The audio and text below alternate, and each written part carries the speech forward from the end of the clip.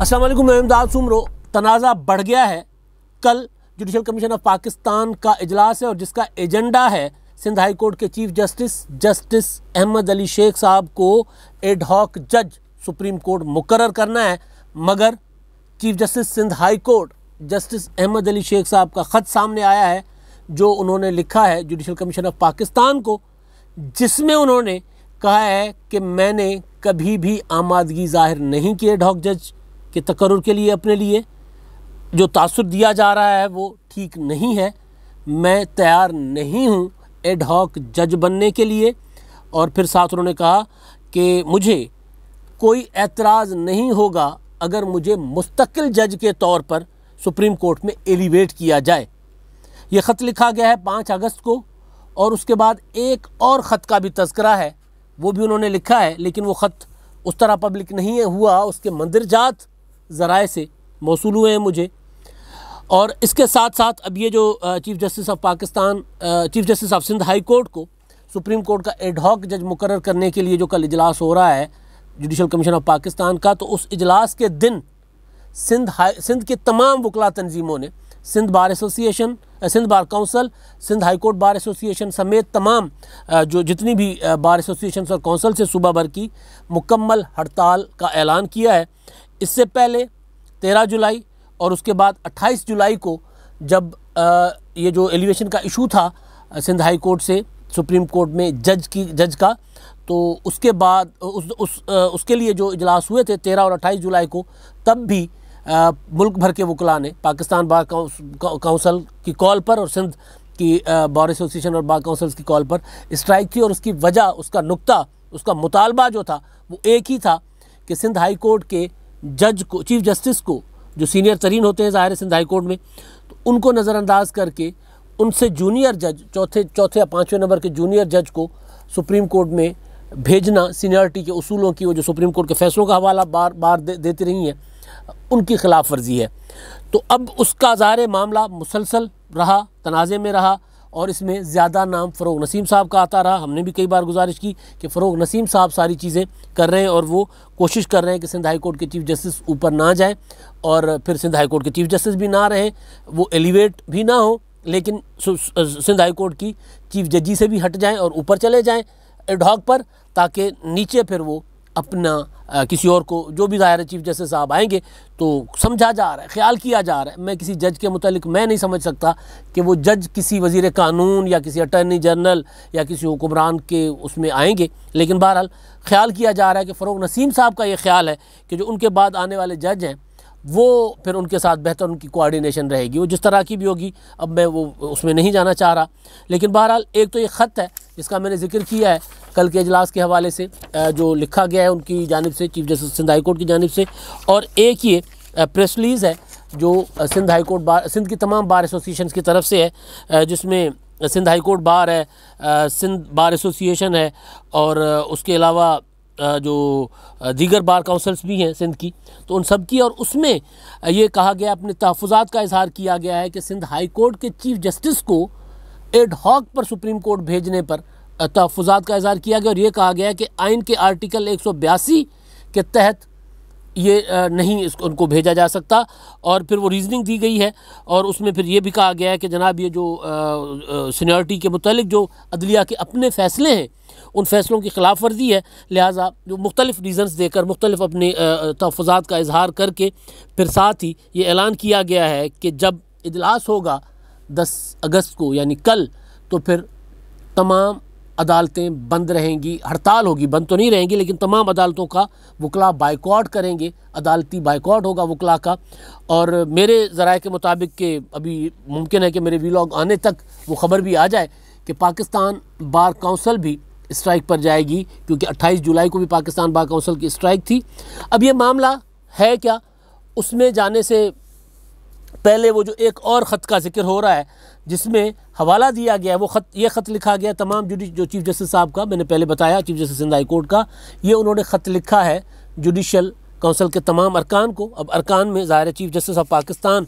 Mister justice Gulzar Ahmed साहब हैं, justice Musheer आलम साहब हैं, जस्टिस मकबूल बाकिर साहब हैं, उसके अलावा जो है वो जस्टिस उमर अत्तार बंदयाल साहब हैं, वज़ीर कानून है, अटॉर्नी जनरल है और पाकिस्तान बार काउंसिल के नुमाइंदे हैं और एक रिटायर्ड जज है दोस्त मोहम्मद साहब। तो 28 जुलाई को भी इजलास हुआ था। 28 जुलाई के इजलास में एलिवेशन हुई थी सिंध हाई कोर्ट के 5वें नंबर सीनियर जज जस्टिस मोहम्मद अली मजहर साहब की। तो उस दिन भी सुप्रीम कोर्ट पाकिस्तान के तमाम जो है वो अदालतों तमाम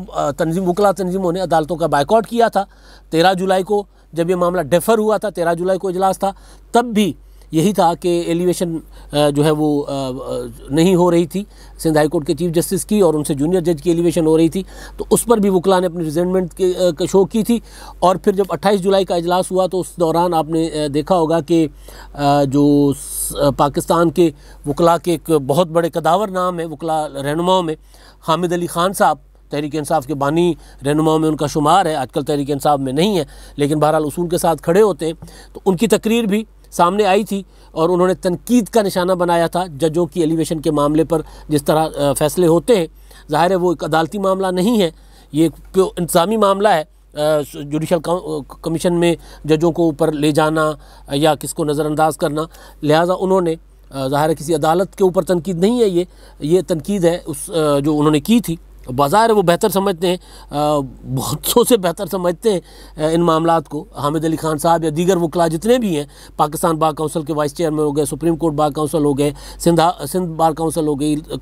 सिंध हाई कोर्ट बार हो गई, Lahore high Court bar association हो गई, ये सारे इसमें साथ हैं। तो बहरहाल तो उसमें उनको ज़्यादा बेहतर पता है। तो वो 13 जुलाई को भी और 28 जुलाई को भी उनका 13 जुलाई को रिजाइनमेंट की वजह से मामला डेफर कर दिया गया था और फिर कोशिश ये की गई थी कि chief justice Sindh High Court को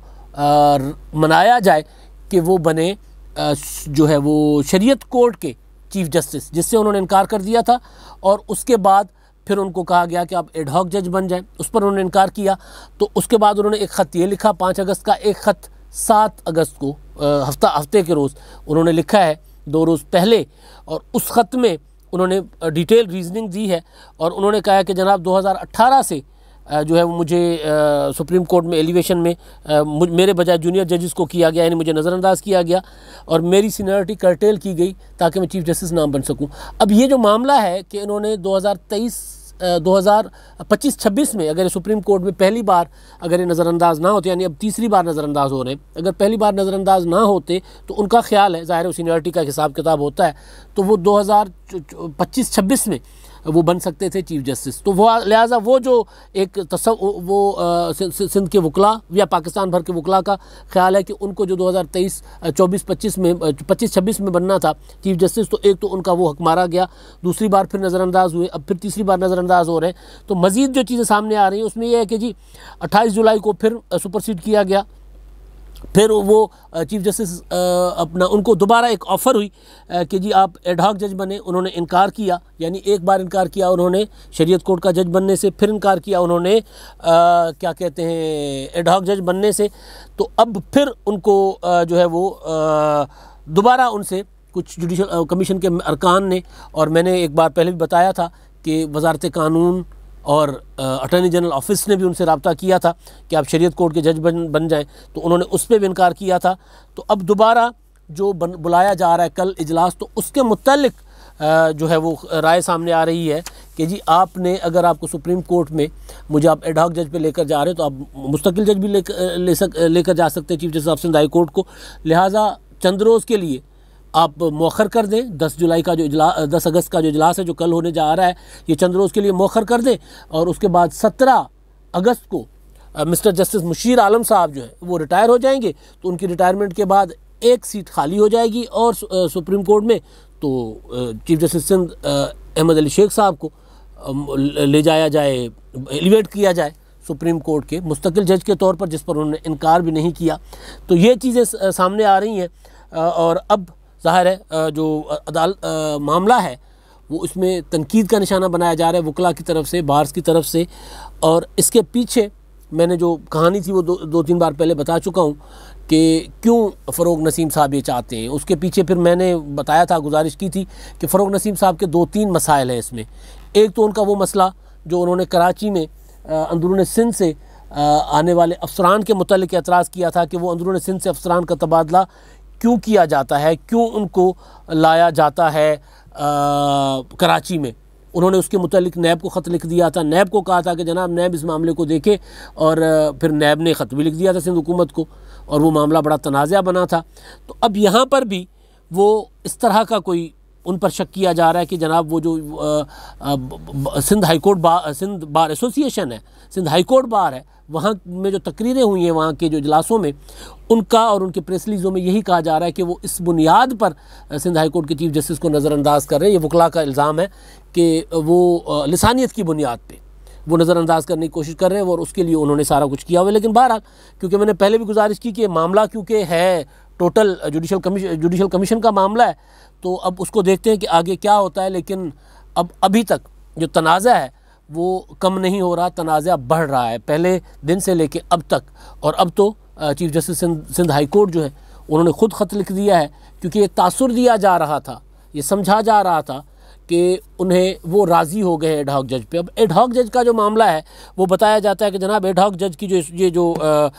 सिंध हाई कोर्ट